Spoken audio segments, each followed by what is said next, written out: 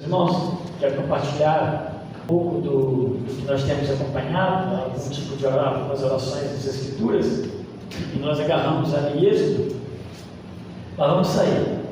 A gente agarra em Êxodo, porque Êxodo é deserto, né? O deserto parou também o povo de Israel. Mas eu acho que isso foi bom, né? Porque olha como que o povo orou, ou pelo menos Moisés, o povo nem tanto, mas Moisés orou, e diversas vezes Moisés levantou um clamor pedindo socorro a Deus por sua impossibilidade pessoal, né? De guiar aquele povo, de conduzir aquele povo de Deus, com o qual Deus fez aliança. Então, Êxodo capítulo 32, do 31 ao 35. Aí nós temos mais uma oração de Moisés. Eu vou ler na versão que eu já destaquei, vou deixar aqui apenas aberto, quero usar um texto da Bíblia aqui também, que está mais adiante. Mas diz assim, Êxodo 32, 31. Assim, Moisés voltou ao Senhor e disse: que grande pecado cometeu este povo! Fizeram para si deuses de ouro. Mas agora eu te rogo, perdoa-lhes o pecado, senão risca-me do livro que escreveste. Respondeu o Senhor a Moisés: riscarei do meu livro todo aquele que pecar contra mim. Agora vá, guie o povo ao lugar que lhe falei, e meu anjo irá à sua frente. Todavia, quando chegar a hora de puni-los, eu os punirei pelos pecados deles. E o Senhor feriu o povo com uma praga, porque quiseram que Arão fizesse bezerro. É um texto, ao mesmo tempo, de um clamor de Moisés, mas também de uma ação de Deus. E às vezes, se nós não olharmos esses textos, como tantos outros daqui para frente, com o olhar de cristão e de conhecedor de quem é Deus, às vezes nós caímos no perigo de um juízo, né, sobre Deus, que é errado e impossível, mas impossível sim, é inconcebível, mas não é impossível, julgar Deus como alguém injusto. Deus não é como um de nós, Deus é Deus soberano na sua justiça, e aqui Deus age com plena justiça sobre o povo que ele chamou lá atrás um povo de dura cerviz, um povo difícil de ouvir ao Senhor e obedecer ao Senhor. Parece comigo, né? Eu pareço um pouco com esse povo. Eu creio que nós temos um pouco disso, ainda que nós temos, meus irmãos, o ensino e a graça de Deus sobre nós. Mas muitas vezes nós queremos, né, tomar algumas decisões que nós achamos que são as melhores, mesmo Deus dizendo alguma coisa em contrário, tá? Seja positivamente ou negativamente, né, conosco. Então, na semana que ele passou, semana passada, nós vimos um momento em que, depois que Moisés sobe ao monte de Sinai, e ele passar lá no monte Sinai 40 dias e 40 noites, um pouquinho mais atrás, o povo vai pedir, eles pressionam a Arão.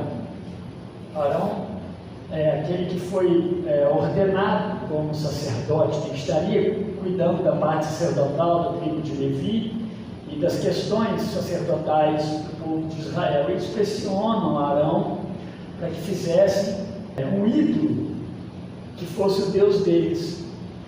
Isso não tem sentido para nós hoje, mas tem sentido para eles naqueles dias. Fazia sentido. Errado, mas fazia sentido. A gente precisa lembrar que o homem, uma das características do homem, na sua semelhança com Deus, é o próprio desejo de se relacionar, e se relacionar também com o transcendental. Então o homem sempre teve desejo no coração de se relacionar com Deus ou com deuses. E aí o grande problema é que, por causa do pecado, né, e da queda, o homem vai buscar deuses. E aí o Salmo, o salmista, depois os profetas vão falar, né, do homem de Elias, Deus nasceu deles, vai falar do homem que fabrica seus próprios deuses, porque ele quer se relacionar com o transcendental. Então ele cria uma imagem, e aqui alguns dizem até que quando eles fizeram bezerro de ouro, eles talvez até pensaram em, olha, vamos fazer alguma coisa que fosse o Deus criador, mas representado nesse bezerro de ouro. Mas não tem sentido, porque é idolatria e é condenado por Deus. E Arão, naquele pedido deles, pega aquelas joias que eles tinham, né?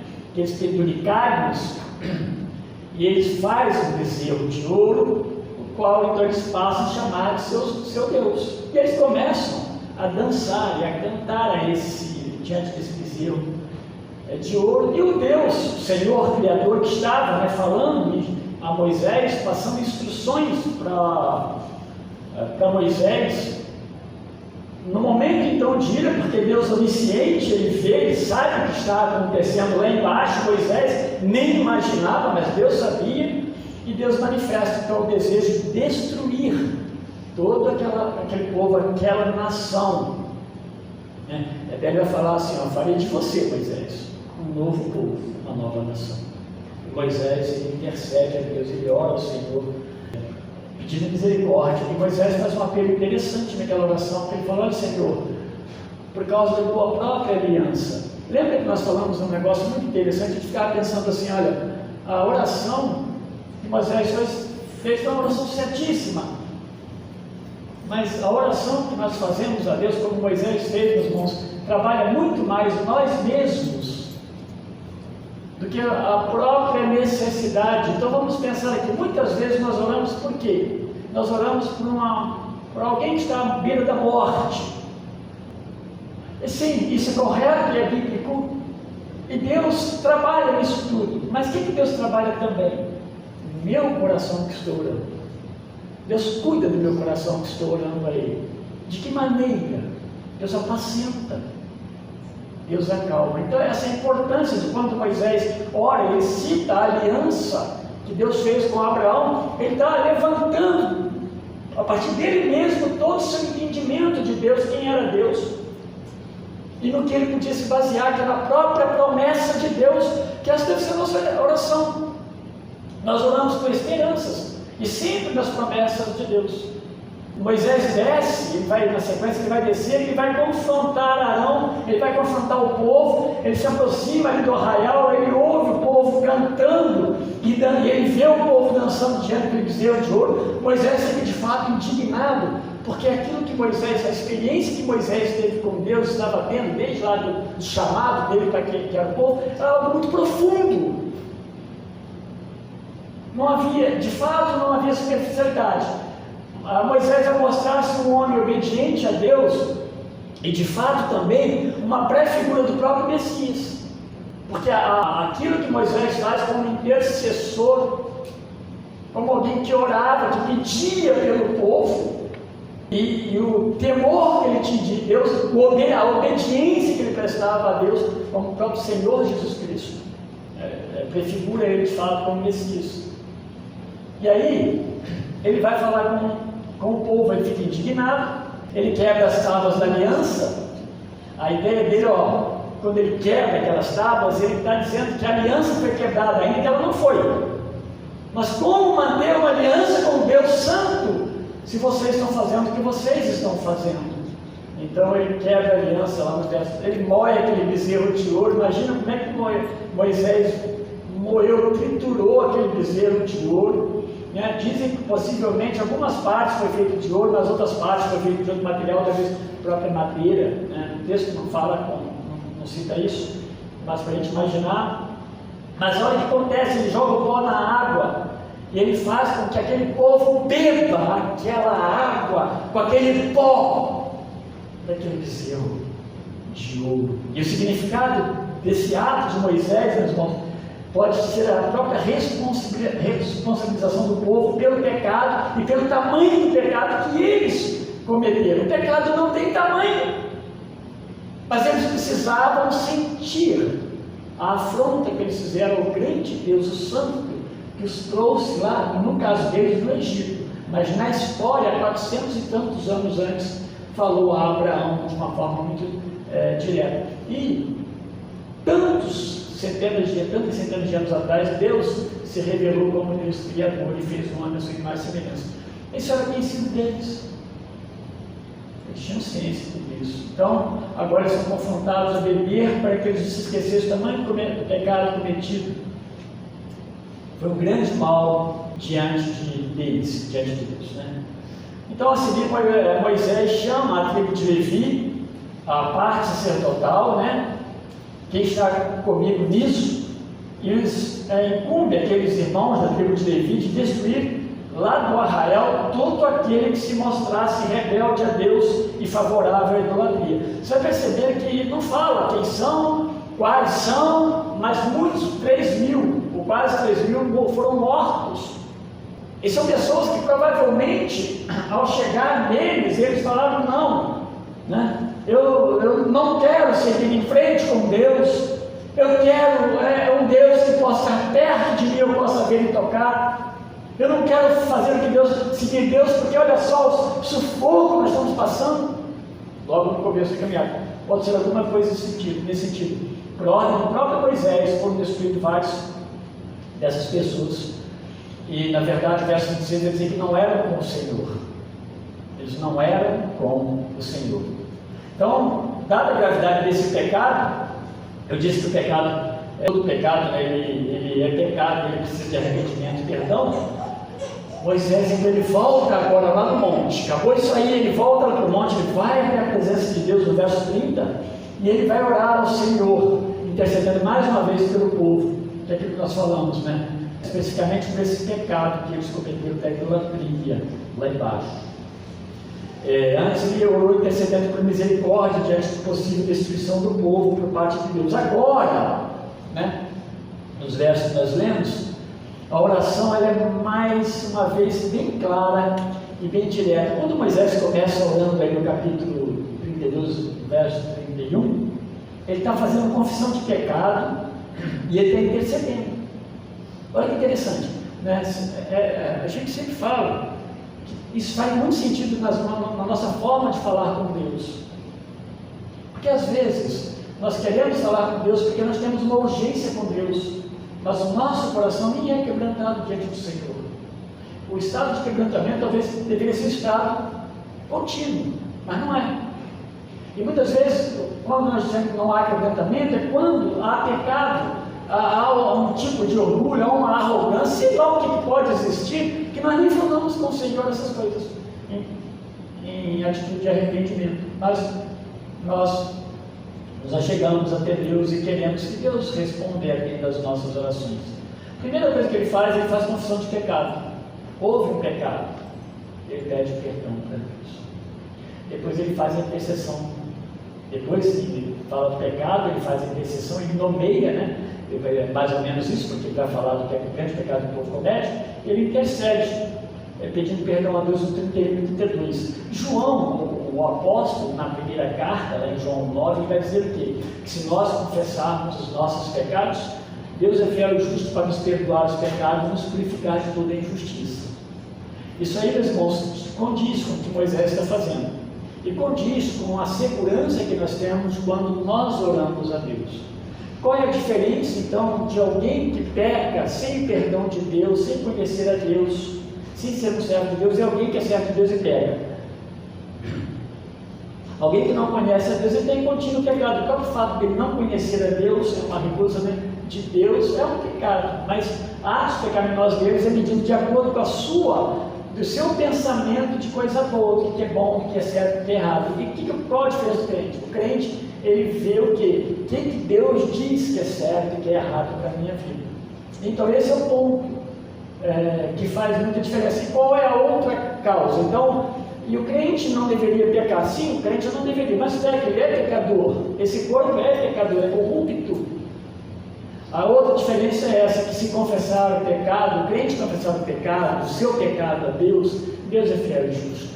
Ele está dizendo que Deus, ele perdoa o pecado do pecador, porque se ele não fizesse isso, nós estaríamos perdidos. Então, uma vez, primeira coisa, ele nos salva da condenação do nosso próprio pecado. Que bom, vamos para o céu. Mas somos pecadores da nossa própria vida cristã. Ele apaga as nossas transgressões mediante nosso arrependimento e nossa confissão. Então, para se chegar a Deus é importante essa condição de quebrantamento. no nosso coração. Mas no seu pedido final de oração, Moisés ele pede para Deus riscá-lo do livro que escreveu no verso 32 mesmo, você vai ver bem no finalzinho dele aí. Caso ele não perdoasse o povo. Aqui não está havendo um contraste, uma ameaça de Moisés a Deus, longe disso. Moisés não está botando Deus contra a parede. Esse é o grande problema quando nós isolamos os textos e falamos assim, olha, Senhor, se o Senhor não me der isso, né, faça isso comigo, baseado às vezes nesses textos aqui. O contexto é outro, o momento é outro. Moisés, ele tinha, por concessão de Deus, liberdade de estar na presença de Deus, que aquele resto de todo o povo não tinha. Isso era orgulho para Moisés? Não, de forma alguma. Era uma tamanha responsabilidade. Mas Deus conhece, né, os corações. Agora ele fala, Senhor, faz isso, né? Perdoa este povo. Mais uma vez, Moisés chegando diante de Deus pedindo perdão por um povo que não é fácil, né? E aqui, meus irmãos, riscar, vamos deter um pouco nessa expressão aí, depois eu falo um pouquinho mais dela, mas aqui não está falando de perda de salvação. E é outra coisa que se faz muito é associar esse texto lá com o Apocalipse, né? Aqueles que são riscados, que não são riscados, em nenhum deles, né? Em nenhum desses textos, Deus risca alguém da sua lista, porque não entra na lista de Deus quem não crê. Quem não é salvo não entra na lista de Deus. No entanto, quem é salvo e entra na lista de Deus não é riscado. Isso é muito importante, porque senão faz associação errada. Pega o Antigo Testamento, joga lá para o Novo e faz esse tipo de... e fica com a mente intrigada. Pode ser alguém riscado. Alguns dizem aqui que esse livro aqui pode até ser uma pressuposição de alguma coisa que Moisés já soubesse. Lá em Números vai fazer o censo e vai ter uma lista do povo de Israel. Risca-me dessa lista. Mas, vamos lá, alguns entendem talvez da forma que eu concordo um pouco mais. Não se trata então de perder a salvação, porque a salvação é uma doação graciosa de Deus, não é uma conquista minha. Conquista minha, eu posso ganhar e eu posso depois perder, mas não é. A salvação é a graça de Deus. Nós cansamos de falar isso, pela graça e salvos. Vem de Deus, Deus dá a salvação. Então, essa é uma expressão mais metafórica, essa questão de riscar. Talvez o melhor entendimento aí seja que Moisés esteja dizendo que ele prefere, né, que Deus o mate, ele prefere ser morto por Deus. Riscar aqui está mais para isso. Não tem sentido nenhum de cortar de uma eternidade, de uma possibilidade de vida eterna. Ele prefere que Deus o mate a matar o povo. E aí nós podemos pensar em alguma coisa como o Moisés, o quê? O Moisés é compassivo, misericordioso, um bom intercessor entre Deus e o homem. E que muitas vezes Deus mantinha Moisés intermediando nessa função de intermediar, mas sempre cheio de misericórdia e compaixão. E aí a gente pode lembrar o que eu acabei de falar agora há pouco, um bom mediador, né? Uma boa figura de Cristo, figura, tá, meus irmãos? A Bíblia é cheia de figura de Cristo no Antigo Testamento. Nem tudo é figura de Cristo, mas algumas coisas são muito claras, figuras apontam para o que se viria depois como perfeito, que é Cristo. A resposta de Deus para Moisés é o quê? Ele arriscaria, se a ideia for matar, né, todo aquele que pecasse contra ele. E vai acontecer nos outros versos. Isso vai acontecer. Ele vai matar aqueles que ele conhece, sabe? Ele fala que relação a uma peste, outras expressões talvez mais próximas de morte. Deus vai agir no meio daquele povo ali. Mas sempre é a condição de se não arrepender. Porque, meus irmãos, se tem algo que Deus ouve de nós, espera de nós, confissão e arrependimento. Olha para Davi, né? Todas as vezes, Salmo 32, Salmo 51, todo o tempo ele chegou diante de Deus e pediu perdão a Deus. Ele pediu que Deus perdoasse a maldade do seu coração, que Deus curasse o mal que o pecado estava causando nele, mas se arrependeu. E ele vai falar que Deus não recusa um coração contristado diante dele. Essa é a maravilha de Deus. Deus nunca age, embora ele seja soberano, contra o seu próprio caráter. E o caráter de Deus é um caráter justo e bom e perfeito. Mas para Moisés Deus ordenou, como ele fez lá no Mar Vermelho, lá atrás um pouquinho: vai, guia o povo para onde eu te falei. Para de picuinha, né? Para agora de reclamar, já veio, já ouvi, já está ok, segue em frente. E às vezes, né, talvez uma lição aqui, que não sei nem se enquadra bem, mas eu queria tirar algumas lições bem práticas aqui, e a gente mesmo não parar de se deter em coisas tão pequeninas. Claro que tem coisas aparentemente pequenas que se tornam grandes. Não estou dizendo com relação ao pecado, mas na nossa própria vida. Há tantas coisas que nós devemos ir, seguir em frente, caminhar para o reino de Deus, do que ficar estacionado e batendo, né, marcando passo, quando Deus está mandando ir. E na sequência, verso 35, ele diz que feriu com morte, né, o povo por causa da idolatria. Esse verso 35 não são aqueles mesmos que Moisés lá atrás mandou os levitas matarem, não. É uma adição a esse grupo aí. Deus agora é que vai fazer isso, tá? Eu não quero aqui fazer a imagem e matar a imagem de Deus mal, pelo contrário. A bondade de Deus está onde? Que Ele preserva o seu povo da aliança. Ele está preservando o povo, mas aqueles que de fato são rebeldes. Pense em rebeldia com relação à disciplina dentro de uma igreja. Alguém estava conversando comigo essa semana, nem lembro por quê, mas a gente conversou um bom tempo sobre disciplina. E aí a conversa chegou assim, foi uma família dele. Qual é o problema da disciplina? Qual é o grande problema quando a disciplina, a correção não atinge o lado bom da comunhão? É quando a própria pessoa não aceita a disciplina, ela não aceita, ela não gosta de disciplina. Então, se ela não gosta de disciplina, tem alguma coisa errada com ela, né? É como eu mesmo, né? Como pastor. Se eu não aceito disciplina, e aí está muito claro pela igreja, pela liderança da igreja, né? Não sou apenas eu. Olha, está assim, não pode ser assim, o que o senhor acha disso, e por causa disso não é bom que seja assim, papai. E vai orientando, e a gente olha para isso que Deus está certo, perfeito. E a disciplina, ela traz o quê? Olha só, a disciplina, quando ela é entendida, ela traz benefício para o disciplinado, ela traz benefício para quem disciplina. Quem disciplina é a própria igreja, o próprio Deus através da igreja, mas diretamente, e é o corpo de Cristo, porque todo mundo cresce. Disciplina, por isso que a disciplina não é uma coisa errada em si, ela é boa, né? Então, aqui Deus vai fazer isso aqui. Mas quando ele fala essas mortes, né? E depois quando ele fala de arriscar, então, meus irmãos, não está associado, eu estou repetindo aqui porque eu falei que ia falar mais no finalzinho, não está associado a arriscar do livro da vida. Não há nenhum pensamento em Moisés aqui sobre questões de eternidade, que esse povo aqui é um povo salvo. E a gente precisa, inclusive, lembrar que essa questão de Israel é condicional. Para eles é condicional. Eles precisam obedecer para serem beneficiados. Mas não muda a promessa de Deus. O que não é condicional é para Deus. Para Deus é incondicional. Por quê? Porque Deus prometeu que Ele conduziria o povo, que Ele fazia, independente se o povo fosse para o cativeiro ou não, como foi, todo Israel foi para o cativeiro. Um foi primeiro, depois foi o outro grupo, todos foram. A promessa de Deus caiu? Não. Por quê? Porque para Deus é incondicional.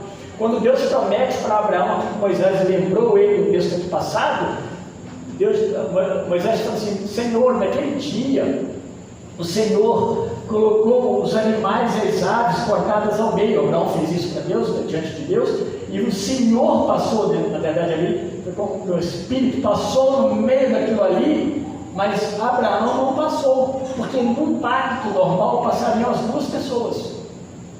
Mas não tinha ninguém maior do que Deus com que ele fizesse algum tipo de pacto.